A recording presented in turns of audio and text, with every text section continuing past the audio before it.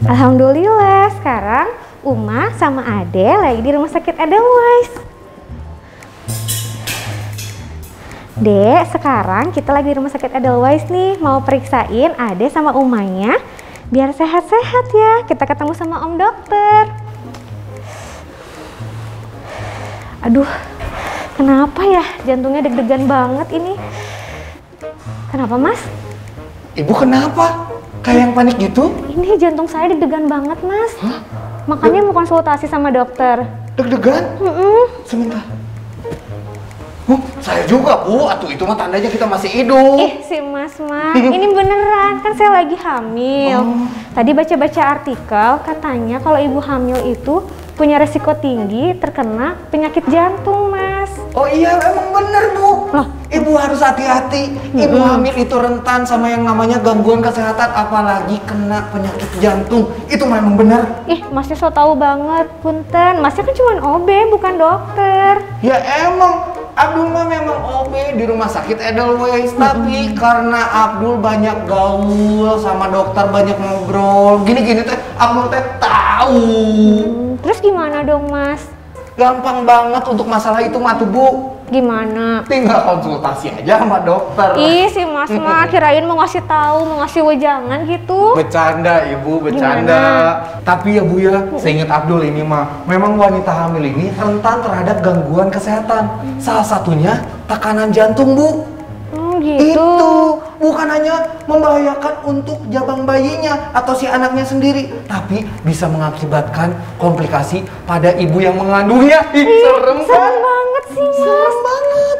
Ibu mau baru segitu seremnya. Saya mah tiap hari serem. Hah? Serem kenapa? Coba kalau pulang ke rumah ketemu sama istri, saya nggak bawa apa-apa. Bu, serem, Bu, asli. Si Mas mah.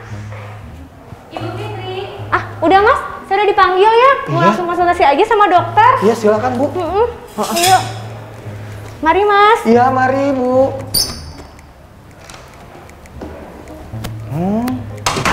Ibu Fitri. Ibu Fitri kayak nama sinetron dulu deh.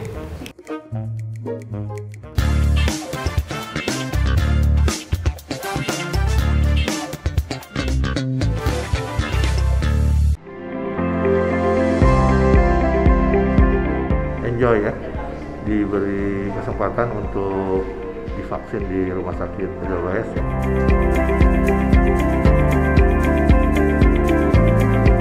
Alhamdulillah, saya setelah divaksin COVID-19 di rumah sakit Edelweiss ini sehat-sehat saja harusnya.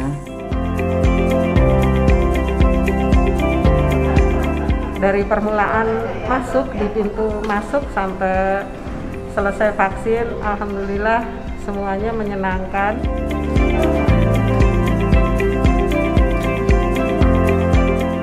Mudah-mudahan sehat semuanya, bebas dari penyakit yang tidak kita inginkan.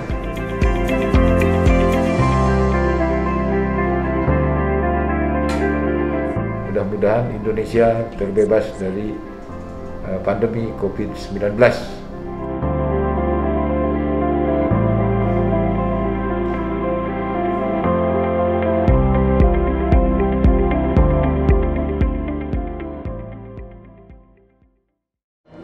Assalamualaikum warahmatullahi wabarakatuh. Saya Purnomo, General Manager PT PLN Persero Pusat Pemeliharaan Ketenaga Listrikan yang biasa disebut Pusdarlis, yang berkedudukan di Jalan Banten nomor 10. Setelah kami berkunjung di rumah sakit Edelweiss ini, sangat memadai dan sangat profesional, terutama menangani pasien, dan kebetulan ada pasien kami yang dari PLN Pusdarlis, dan insya Allah rumah sakit Edelweiss ini sangat menjadi rumah sakit masa depan dan bisa membantu maupun melayani kesehatan masyarakat di sekitarnya, terutama masyarakat Bandung Raya. Saya kira ini perlu menjadi perhatian. Mudah-mudahan ke depan Edelweiss ini bisa menjadi rumah sakit ternama dan menjadi terdepan. Harapannya perlu berkolaborasi dengan rumah sakit yang sudah profesional lebih dulu, dan insya Allah di Bandung dan sekitarnya ini karena dekat dengan Jakarta, saya pikir dokter-dokter spesialis cukup memadai, fasilitas cukup memadai, tenaga medis lainnya cukup memadai, dan penanganan secara profesional juga secara benchmarking bisa memacu, bisa mendorong supaya Edelweiss ke depan ini menjadi lebih baik lagi. Demikian saya akhiri, wassalamualaikum warahmatullahi wabarakatuh.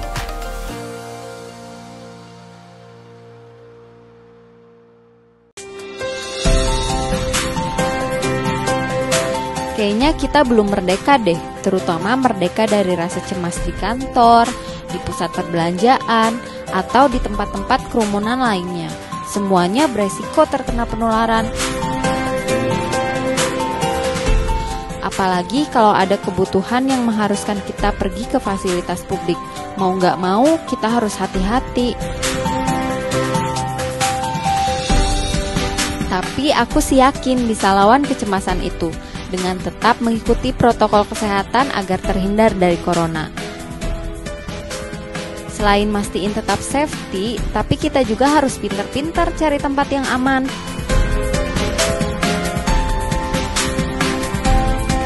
Aman dari kemungkinan tertularnya virus, sama-sama menjaga dan mengurangi penyebarannya.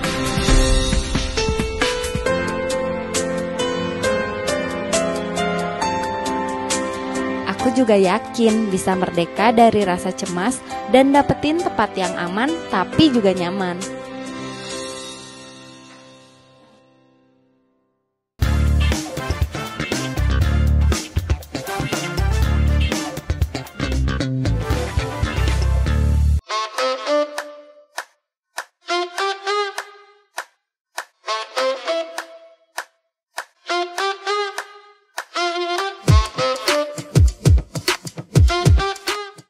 Assalamualaikum warahmatullahi wabarakatuh, Bu Fitri, apa kabar? Waalaikumsalam dok, alhamdulillah baik. Dokter apa kabar? Alhamdulillah baik juga. Gimana Bu Fitri, apa nih yang bisa saya bantu hari ini? Gini dok, mau tanya, kalau misalnya untuk ibu hamil itu, walaupun masih trimester 2 gitu ya dok ya, ada kemungkinan resiko jantung nggak sih dok sebetulnya? Oke, itu hamil trimester kedua ya? Iya betul dok. Jadi sebetulnya pasien jantung dan kehamilan itu, pasien hamil dengan penyakit jantung itu bisa kita bagi dua. Jadi pasien yang sudah tahu punya penyakit jantung, kemudian dia hamil. Ada yang penyakit jantung diketahui pada saat kehamilan. Nah, termasuk di dalamnya yang disebabkan oleh kehamilan. Nah, itu akan banyak macamnya. Dan tata laksananya, diagnosisnya akan berbeda-beda pula. Begitu. Kenapa Ibu tanya itu? Biasanya itu gejalanya kayak gimana dok? Soalnya kan ada ngos-ngosan atau sering baca-baca kayak apa heartburn itu ya dok? Kayak itu bedanya tuh seperti apa sih dok? Oke, kita untuk heartburn kita jangan bahas dulu. Soalnya gini, heartburn itu identik untuk sesuatu yang dikaitkan dengan serangan jantung tuh, gitu. Tapi bukan berarti dia nggak bisa timbul di pasien-pasien dengan penyakit jantung selain penyakit jantung koroner, gitu. Nah, kalau lagi hamil jarang sekali kita bicara penyakit jantung koroner yang karena sumbatan. Bisanya penyakit jantungnya karena pembuluh darahnya tanda kutip sobek. Nah, itu bisa jadi seperti penyakit jantung koroner, gitu. Nah, terus yang ini gimana gejalanya? Ya, yang paling sering pada kehamilan itu yang pertama cepat capek, ya. Nah, nanti ini sebenarnya sangat berguna pertanyaan Ibu buat pasien-pasien yang hamil. Tapi pengen tahu ini saya benar karena kehamilan atau saya punya penyakit jantung atau saya gara-garanya saya hamil jadi saya ngerasa-rasa gitu. Nah, itu tuh sering. Nah, sebetulnya ada yang namanya self assessment atau kita bisa nilai sendiri kecurigaannya ke arah mana. Rata-rata tentu saja dengan angka kehamilan sama dengan yang normal dengan yang kehamilan dengan penyakit jantung pasti lebih sedikit dong. Iya dong. Oke. Nah, itu yang pertama jelas cepat capek. Cepat capeknya tuh yang kayak apa? Kalau beraktivitas berat ini mah hampir semua pasien kan. Kemudian kalau beraktivitas ringan, terus pada saat istirahat. Yang mesti waspada, yang mulai aktivitas ringan sama pada saat istirahat sudah cepat capek, gitu sudah dong? ngos-ngosan, ya. Gitu. Terus posisi, namanya kita bilangnya ortopnea. Jadi di mana pasien itu sesak napas pada saat dia tidur telentang. Itu makin dia tidur telentang, makin sesak, gitu. Itu biasa sebetulnya pada penyakit kehamilan. Kita tahu kan itu bawa bayi kemana-mana, bayangin kan kalau kita tidur gitu. Dia bisa menekan pembuluh-pembuluh darah besar, baik pembuluh darah arteri maupun vena yang besar. Nah itu nanti gejalanya mirip-mirip, bisa berdebar, bisa cepat capek. Tapi kalau sudah ditegakkan, misalnya kurang dari 45 derajat, udah enak, oke itu masih oke lah. Tapi begitu udah 45 derajat, apalagi harus tegak, kemudian masih ngos-ngosan, masih capek, itu sudah tanda-tandanya harus diperiksakan diri gitu. Terus apa lagi? Bengkak kaki tuh paling sering juga. Orang hamil kakinya bengkak. Iya dok. Biasalah ya gitu. Iya. Sebatas mana pertanyaannya? Cuma di punggung telapak kaki saja itu sampai ke betis atau bahkan ke bawah lutut. Kalau di telapak kaki pergelangan tangan masih umum. Itu terkait sama perubahan fisiologis pada saat kehamilan. Tapi ketika bengkaknya semakin naik ke atas, itu juga tanda-tanda warning, gitu. Was. Apalagi batuk. Batuk juga. Orang batuk emang orang hamil nggak bisa batuk, boleh dong, orang boleh kena pilek kan. Iya gitu. Batuk kapan? Pertanyaannya. Batuk pada saat malam hari saja. Itu sering. Membedakan karena dingin atau bukan? Nah itu makanya poinnya lebih rendah. Tapi kalau pagi, siang, malam batuk, itu bisa jadi karena tekanan di paru-parunya meningkat. Gitu. Nah itu yang perlu diperiksakan.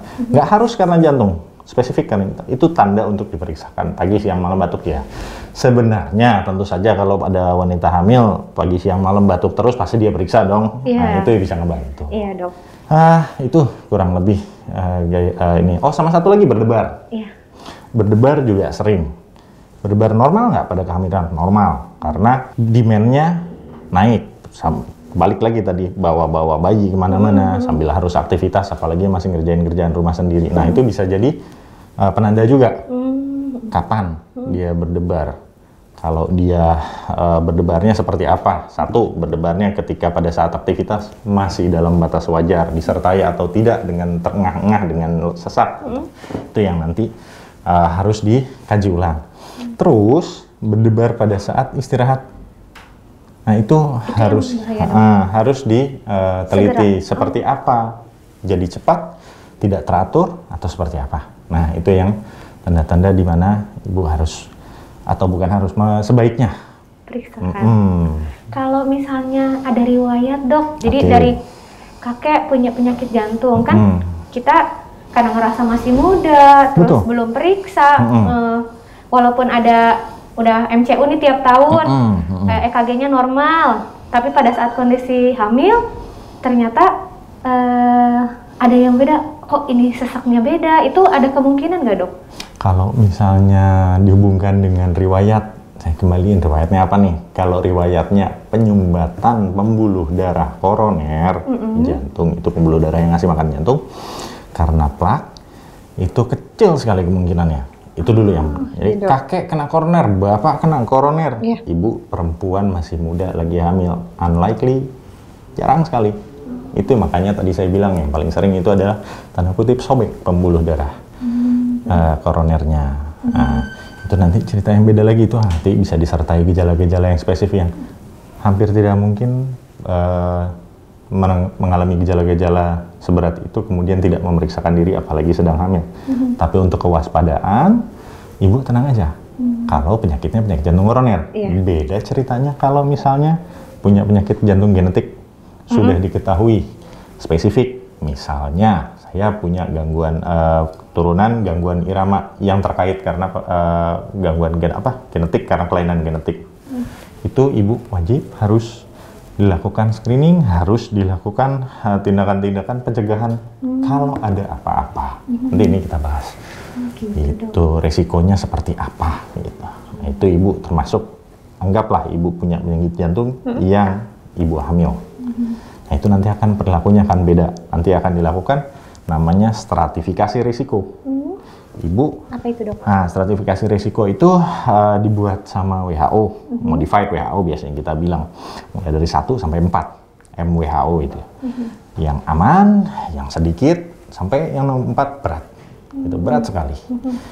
Nah, pasiennya belum tentu tahu dia punya penyakit jantung yang mana, biar nanti dokternya yang menilai. Nah, itu biasanya kerjasama antara dokter kebidanannya, dokter objinnya, dengan dokter jantungnya. Kalau beliau bilang sudah aman, oke, aman gitu. Sedangkan kalau nanti beliau sudah merasa, oh ini harus diperiksakan bersama tim misalnya. Nah, di situ kita akan diskusi ini sebaiknya, misalnya ibu nggak tahu nih, seumur hidup ternyata ibu punya kelainan jantung bawaan. Nah, dokter objinnya tanya, ini gimana? Itu misalnya. Saya cari penyakit jantung bawaannya seperti apa. Oh, ternyata yang berat ibu, sehingga ibu sangat berisiko nanti untuk persalinan kehamilan selanjutnya seperti apa. Kayak gitu. Nah, itu balik lagi tadi, mulai yang nggak diapa-apain, cuman dimonitoring saja, ada yang diberikan obat, bahkan ada yang sampai tindakan untuk menggugurkan kehamilannya. Itu tingkat yang paling berat. Makanya itu penting. Kalau buat ibu hamil sendiri nih dok, yang tadi kata dokter, kalau misalnya ternyata saya punya ada resiko jantung atau ada penyakit jantung tuh dok, karena kondisi hamil harus minum obat kan dok? Nah itu gimana dok? Masih maksudnya kan tadi udah sampai yang level paling parah, kalau masih yang masih bisa pakai obat itu aman nggak dok? Nah, keamanannya itulah di situ pentingnya untuk memeriksakan diri, karena ketika kita punya pasien penyakit jantung kemudian sedang hamil, otomatis kita memikirkan janinnya juga. Bagaimana perkembangan janinnya, amankah tidak obatnya. Ada yang diatur dosisnya tertentu, obat-obat tertentu gitu ya, obat-obat pengencer darah, ada yang dihentikan selama periode tertentu atau yang sama sekali tidak bisa ditolerir sehingga harus diberhentikan sepenuhnya. Itu nggak bisa, nggak nutup kemungkinan ya dok, entah itu di awal kehamilan, di pertengahan ataupun di akhir. Jadi deteksinya paling, makanya pesan saya kalau hamil jangan lupa periksa gitu loh. Silakan ke para profesionalnya, dokter bidanan misalnya, beliau sudah kompeten untuk screening mana yang berbahaya untuk kehamilannya ibu. Kemudian nanti kalau memang berkaitan dengan jantung, tinggal diteruskan misalnya ke dokter-dokter spesialis jantungnya dan pembuluh darahnya gitu. Nanti bayinya kalau misalnya ternyata tidak parah, terus minum obat boleh, bayinya itu ada resiko akan bawa penyakit turunan atau gimana dok? Nah, tergantung nanti penyakit turunannya yang seperti apa. Nanti itu kerja sama gotong royong kalau saya bilang. Ibu sama anak? Ibu, anak, dokternya nggak mungkin cuma dokter jantung dan pembuluh darah dan dokter kebidanan. Untuk penyakit-penyakit kelainan genetik harus ada screening. Itu nanti subspesialisasi yang menjadi kerjaan tim rame-rame, bahkan sampai konseling genetik, sampai pemeriksaan bisa nggak ini si jabang bayinya ada sindrom tertentu yang terkait penyakit bawaan, itu sindrom Down misalnya, seperti itu. Resiko paling parahnya apa dok? Risiko paling parahnya terjadi pada saat satu, peningkatan kerja jantung karena perkembangannya janin. Nah itu nanti mulai naik di trimester kedua, mencapai puncaknya. Nanti dia turun sedikit waktu sampai menjelang melahirkan. Nah itu nanti otomatis si gejala-gejalanya biasanya sudah mulai muncul. Itu kalau sudah pasien-pasien dengan kelainan jantung yang berat. Tapi ada juga pasien-pasien yang memang penyakit jantungnya diakibatkan oleh kehamilan. Ya, pada dasarnya dia jantungnya menolak keberadaan Si bayi. janinnya itu sehingga dia mengalami suatu gangguan fungsi yang lama-lama jadi pembengkakan jantung. Bilangnya namanya PPCM atau peripartum kardiomiopati. Peri itu di sekitar, partum kehamilan, kardiomiopati itu kelainan otot jantung. Itu yang biasanya manifestasinya atau munculnya gejalanya adalah gejala-gejala gagal jantung. Kayak tadi yang saya udah bilang. Iya, Dok. Itu sesak, cepet capek, bengkak-bengkak gitu. Wah, Itu luar gimana? biasa banget nih, Dok. Oke. Iya, supaya lebih tahu lagi, lebih baik diperiksa sekarang atau gimana nih, Dok? Oke, kalau lihat ininya Ibu, sudah ada pengantar dari dokter kebidanannya.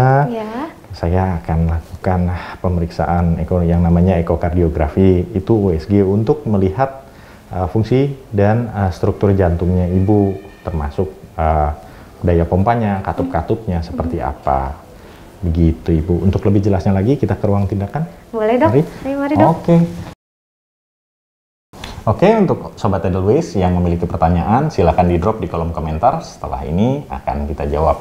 Oke.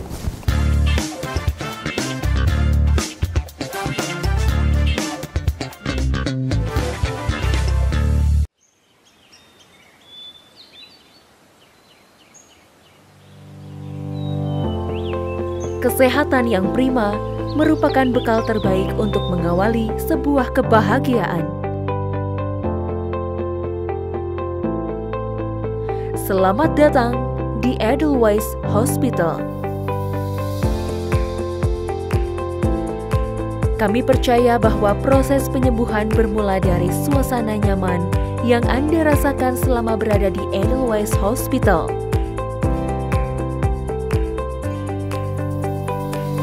Di masa pandemi seperti sekarang, kami menerapkan protokol kesehatan yang ketat demi menjamin keamanan Anda. Atensi kepada hal-hal detail merupakan prinsip kami. Demi terciptanya kesempurnaan dan kebaikan untuk pasien kami.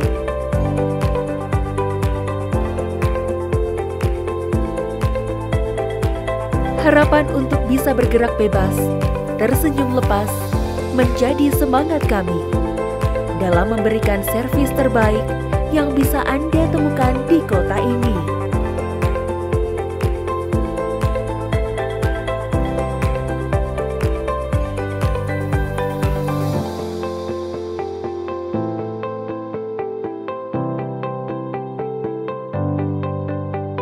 Kami berupaya maksimal demi menjangkau Anda kapanpun Anda membutuhkan.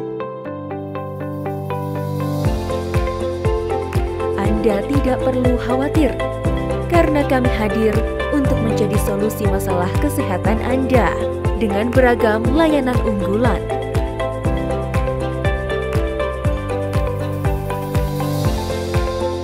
Dengannya kami berharap Anda tidak menunda penanganan medis yang diperlukan sesegera mungkin. Karena sejatinya, keamanan dan kenyamanan dapat berjalan berdampingan.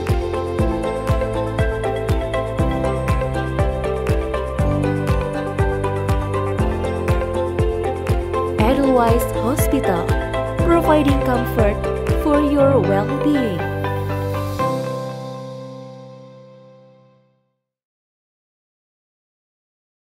Assalamualaikum warahmatullahi wabarakatuh. Nama saya Gaya Aulia.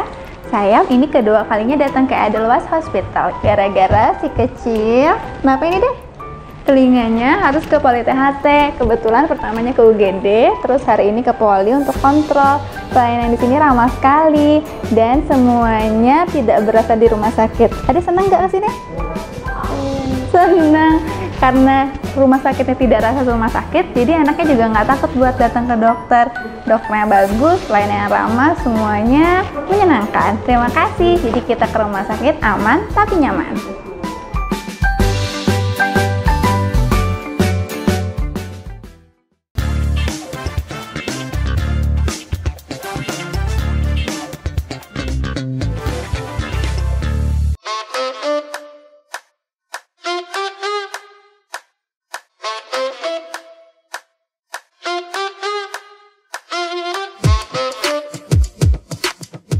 Oke, setelah kita lakukan pemeriksaan ekokardiografi, yaitu ultrasound pada jantung untuk melihat struktur dan fungsi dari jantung Ibu Fitri, ternyata ditemukan bahwa jantung Ibu Fitri mengalami beberapa masalah. Yang pertama adalah pembengkakan jantung. Nah, pembengkakan jantung ini akan mengganggu proses penutupan katup-katup dan kemampuan pompa jantung itu sendiri. Apabila ini diteruskan selama kehamilan, maka baik janin maupun ibu akan terancam keselamatannya. Hasil pemeriksaan hari ini akan menjadi dasar dari tata laksana tim antara jantung dan pembuluh darah serta kebidanan di rumah sakit ini. Yo, masuk. Halo Dokter Arsi. Selamat siang Kang Abdul. Gimana, apa yang bisa saya bantu? Iya, Dok. Ini ternyata banyak banget yang udah nontonin video dokter dari tadi. Mulai dari penjelasan dokter, ya. Terus tadi ketemu sama pasien juga. Ternyata banyak juga pemirsa yang pengen nanya langsung sama dokter. Kita jawab aja pertanyaannya satu-satu, gimana Pak? Mangga, Ya, Kang Abdul. sip, yuk. Oke, untuk 1 juta rupiah ya, pertanyaan yang pertama. Mohon maaf, kok jadi dokter ini ikutan kuis ya. Yang pertama, Pak Dok, ini nanya untuk Dokter Arsi. Katanya, apakah benar Dok, aliran darah pada pasien hamil akan meningkat? Itu pertanyaan dari Utari di Semarang. Oke, pertanyaan itu sangat betul. Pernyataan itu sangat betul. Karena jelas tadi logikanya kalau perempuan hamil akan terjadi satu perubahan baik hormonal, struktural maupun fungsional. Nah, tentunya jantungnya harus cukup kuat menanggung beban dari kehamilan. Berarti jatah suplai darah untuk dua manusia, baik janin dan ibunya, itu harus ditanggung. Betul, dan ini akan meningkat terutama mencapai puncak di trimester kedua pada kehamilan, begitu. Seperti itu. Semoga bisa menjawab pertanyaan dari Utari di Semarang ya. Kita lanjut sekarang. Ini ada pertanyaan dari Ajeng di Subang. Katanya gini, Dok. Dok, ibu saya akan operasi kateter untuk pembalonan, bukan bedah total. Jadi bagaimana menurut dokter? Dan mengenai NIHA, bisa dijelaskan itu apa, Dok? Itu pertanyaannya susah ya. Susah. Karena di sini dibilang ibu akan menjalani pembalonan. Ini kalau ibunya sedang tidak sedang hamil, maka kemungkinan ada beberapa kemungkinan penyakitnya. Saya nggak tahu yang mana. Kemungkinan pertama, kalau dibalon untuk penyakit jantung koroner, ibunya tidak sedang hamil, ya tidak apa-apa. Tapi kalau ibunya ternyata sedang hamil, maka kemungkinan besar pembalonannya itu bukan untuk penyakit jantung koroner, melainkan untuk katup. Biasanya pasien-pasien dengan penyakit penyempitan katup atau katupnya jadi sangat kaku sehingga tidak bisa terbuka, bisa dilakukan pembalonan untuk melebarkan katup tersebut, dan itu bisa dilakukan pada wanita hamil. Tentu saja ya prosedurnya relatif penuh perhitungan karena banyak yang harus diperhitungkan, mulai dari risikonya, kemudian tekniknya, kemudian komplikasi setelah, dan hasil yang diharapkan seperti apa. Demikian. Itu dia. Kalau untuk NIHA-nya itu sendiri, Dok. Oke. NIHA itu adalah singkatan. NIHA adalah New York Heart Association. Nah, itu mungkin maksudnya adalah klasifikasi NIHA. Artinya begini, itu dibuat pada tahun yang sama kalau saya nggak salah dengan Sumpah Pemuda, jadi udah lama banget, tahun 1928. Waktu itu belum ada alat-alat yang bisa mengukur fungsi jantung secara langsung, secara objektif terkuantifikasi, maka dikembangkan cara untuk menilai keluhan pasien secara subjektif. Nanti NIHA dibagi menjadi 4. Tadi berdasarkan aspek subjektifnya. Yang pertama, tidak ada keluhan, tidak ada pembatasan aktivitas. Yang kedua, keluhan cepat lelah atau lelah pada saat aktivitas biasa. Yang ketiga, pada aktivitas ringan sudah merasa lelah dan lebih nyaman pada saat istirahat. Sedangkan NIHA kelas 4 itu sesak atau lelah dirasakan bahkan pada saat istirahat. aktivitas fisik apapun pada Niha kelas 4 akan mengakibatkan kelelahan atau sesaknya bertambah. Begitu. Itu dia penjelasan Dokter Arsy tentang Niha. Itu kalau Niha dari New York, ada juga yang dari Jepang. Nihonga. Beda ya dok ya? Tapi itu dari Cina kan? Iya beda ya. Jepang sama Cina tetanggaan lah. Oh iya betul. Asia ya. Nggak apa-apa. Pantesan gue jadi OB nggak naik-naik ya. Oke. Selanjutnya dok. Ini pertanyaannya nih agak panjang nih dari UPI. Enggak universitas? Oh bukan. Oh bukan. Namanya Universitas Pendidikan Indonesia itu di Ledeng dok. Ini bukan. Ini mah UPI di Depok. Ya. Dia nanya. Dokter Arsy, terima kasih banyak atas penjelasannya tadi. Saya ingin berkonsultasi. Kakak saya sakit jantung, tapi sekarang sedang hamil 2 bulan. Beliau berumur 37 tahun. Rencana Februari besok kakak saya akan operasi dan sebelumnya dokter spesialis jantung menyarankan agar tidak hamil lagi. Namun ternyata hal tak terduga terjadi dok. Kakak saya hamil dan sudah 2 bulan. Kakak saya belum konsul lagi ke dokter jantung. Dokter kandungan bilang nggak mungkin ambil tindakan karena janin sudah ada detak jantungnya. Bagaimana menurut Dokter Arsy? Oke, ini pertanyaan sulit. Sulit. Ini pertanyaan sulit. Bahasanya ngos-ngosan dok. Silakan dok. Jadi kakaknya punya penyakit jantung, rencananya mau operasi jantung. Oke, kemudian kebablasan hamil walaupun sudah dibilang tidak boleh hamil. Oke. Iya, Balik lagi ke tadi. Penyakit jantungnya apa, operasinya yang direncanakan apa? Nah, kalau tadi saya bicara tentang stratifikasi risiko, artinya mengelompokkan pasien-pasien hamil dalam risiko paling ringan sampai ke paling berat, itu pasiennya masuk ke mana? Itu harus ada data objektifnya. Nah,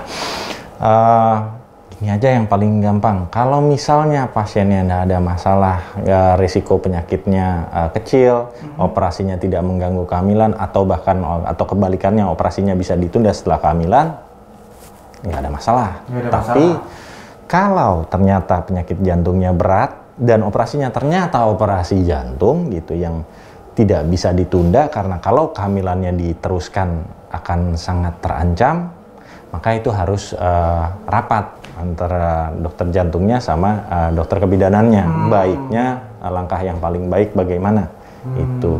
Kalau mau dipertahankan kehamilannya, bagaimana caranya? Nanti operasinya seperti apa? Apakah ada yang bisa dimodifikasi dari terapinya? Adakah yang hal-hal khusus yang perlu diperhatikan selama menjaga kehamilan tersebut? Nah itu berdasarkan data-data klinisnya. Itu. Jadi intinya sih saya butuh lebih banyak data gitu, pilihannya itu. Ya, jadi harus observasi dulu ya dok ya. Harus ngobrol dulu, musyawarah dulu ya dok untuk mendapatkan mufakat. Itu dia dok. Ini pertanyaan terakhir. Setelah dari UPI di Depok, kita akan berlanjut ke pertanyaan terakhir mungkin yang kita akan sampaikan buat dokter dan dokter jawab ya. Pak dokter, saya ibu hamil dengan penyakit jantung. Apakah saya nantinya tetap bisa menyusui bayi, dok? Oke. Itu dia pertanyaan dari Susi. Itu kembali lagi ke penyakit jantung ibu apa? Itu dia. Kalau penyakit jantung ibu, misalnya penyakit jantung bawaan yang kecil saja yang tidak perlu dioperasi bahkan gitu, tentu bisa. Itu dengan menyingkirkan ibu nggak punya masalah dengan asinya ibu, kemudian bayinya cukup layak untuk disusui, maka itu mah. Tapi kalau ternyata ibu penyakit jantungnya adalah gagal jantung, apalagi akibat kehamilan yang tadi saya bahas namanya PPCM atau peripartum kardiomiopati, maka sangat tidak disarankan untuk ibu menyusui karena obatnya itu bisa dikeluarkan lewat ASI sehingga nanti yang minum obatnya bukan cuma ibu tapi bayinya. Kenapa saya wanti-wanti untuk tidak minum obat? Tidak menyusui. Oh, tidak minum obat. Oke. Itu karena PPCM bisa sembuh 100%. Jadi itu salah satu dari sedikit penyakit gagal jantung yang bisa sembuh sepenuhnya. Jadi pasiennya jantungnya yang misalnya tadi bengkak bisa jadi normal lagi, fungsinya bisa jadi normal lagi, tidak ada masalah sama sekali gitu ya. Tapi ada beberapa hal yang harus diperhatikan, salah satunya selama minum obat untuk tidak menyusui gitu. Dan untuk memperhitungkan atau mengkonsultasikan pada dokter terkait, baik dokter kebidanan maupun dokter jantungnya ketika berencana untuk hamil lagi, karena akan berisiko untuk terjadi kembali, masih aja jadi kumat lagi si penyakit jantungnya begitu. Itu dia pertanyaan-pertanyaan yang sudah pemirsa sampaikan dan langsung Dokter Arsy konsultasikan buat para pemirsa semua. Ini pertanyaan terakhir dari saya, Dok. Saya juga ngerasain kalau jantung saya ini suka berdebar kencang, Dok. Kalau udah mulai mendekati akhir tanggal tua, Dok. Itu wajar nggak sih, Dok? Kurang lebih wajar, Pak. Oh, nah wajar ya? Wajar sih, Pak. Karena saya juga gitu. Berarti kita benar-benar ya manusiawi itu. Itu dia, berarti itu mah udah wajar aja ya. Kalau deg-degan gitu, deg-degan, tanggal tua deh. Wajar, itu nggak usah periksa ke dokter ya, karena dokter juga merasakan. Ya udah kalau gitu, Dok, saya lanjut kerja lagi, Dok. Mohon, bangga Kang Abdul. Ya, siap. Terima kasih, Dok. Bangga sama-sama. Terima kasih Sobat Edelweiss telah menyaksikan acara kami. Jangan lupa saksikan acara-acara selanjutnya bersama dokter-dokter lainnya. Saya Dr. Arsy mohon pamit. Assalamualaikum warahmatullahi wabarakatuh.